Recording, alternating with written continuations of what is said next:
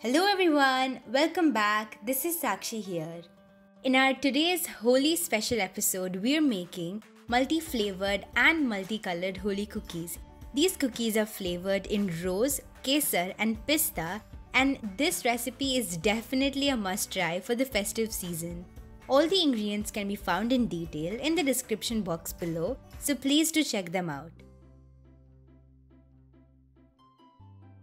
First step is to cream the butter and the sugar. So we're going to take 125 grams of softened butter. This should still be cold. We don't want it to be completely soft. Into that we're going to add in 60 grams of white sugar. This is castor sugar, and 20 grams of brown sugar. We'll now take an electric beater and beat this until it's really light and fluffy. This is a very important step, so please don't skip it. You may use a hand whisker as well, but it'll just take some more time.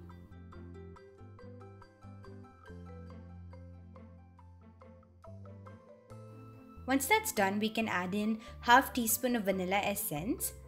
Gently fold it into the light butter mixture.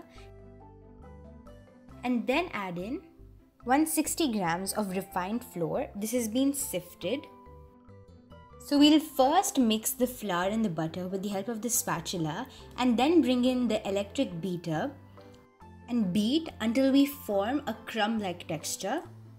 Since this is a shortbread cookie dough, it will be crumbly and moist at the same time because it's got a lot of butter. So after mixing it with the help of the electric blender, we can now put our hands in and form it into a dough. We don't have to over knead it because then the butter will start melting. If the dough feels too dry, we can always add in 1 to 2 teaspoons of water until it becomes smooth and palatable.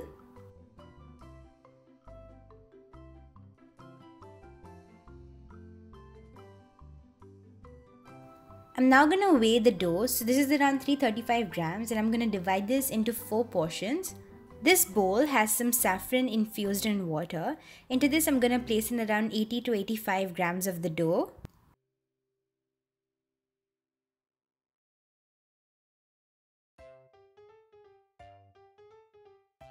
And similarly divided among other bowls as well.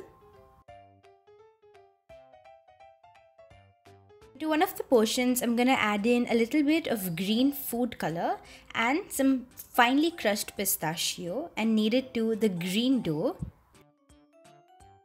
In another portion, I'm going to place in some rose essence and pink food color and knead it to a pink dough.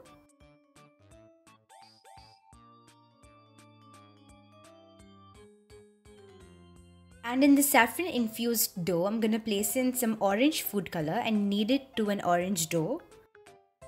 So all of the portions are now ready. Now we're going to take a plate and place over it some cling film. And now's the fun part.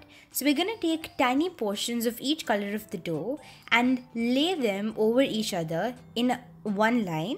We shall alternate the colors and repeat and form many such lines such that all of them stick together and form such a colorful pattern. Once that's ready, with the help of the cling film, we'll have to bring everything all together.